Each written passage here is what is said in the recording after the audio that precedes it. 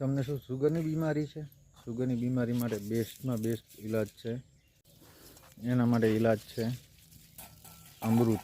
અમૃત એ જામફળ, જુઓ જામફળ છે ને બેસ્ટ. આવી કોણી અને પાંદડા લઈ લેવાના, એકદમ કોણા પાંદડા લઈ ને રસ કાઢી લેવાનો અને થોડીક સાકર લઈ લેવાની, જે ટુકડા સાકર આવે એ બંને મિક્સ કરી સાંજ સવારે નાના કોટે પીવાનું.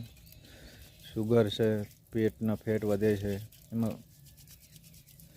જોરદાર ઈલાજ કરે છે, અસરકારક છે. એકવાર ટ્રાય કરી જુઓ. બીજી ઘણી બધી વનસ્પતિઓ છે જો અસરકારક છે.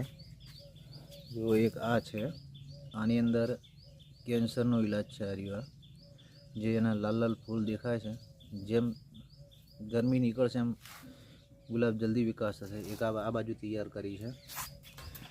આ એક ઝાડ છે, પક્ષીઓ માટે ફર્સ્ટ ક્લાસ માળા, અને બેસવા અને પીવા માટે પાણી છાંયેલો. અહીંયા આખો દિવસ બેઠો રહેવાનું. આ છે ગુલાબ. ગુલાબની અંદર બી જોરદાર આપણા શરીર માટે ફાયદાકારક છે. આના ફૂલ તોડી સુકાવી દેવામાં આવે અને પછી રોજાના 2 ટાઈમ 3 ટાઈમ 4 ટાઈમ તમે ચા પીતા હો, એ ચાની અંદર પત્તીઓ નાખી દેવાય અને સૂકી ચા પીઓ. ચાનો આખો ટેસ્ટ જ તમને અલગ જ લાગશે. બીજું છે, એની ગુલાબની પત્તીઓ સૂકવી નાખો. સૂક્યા પછી એને ઝીણો લેપ બનાવી દો.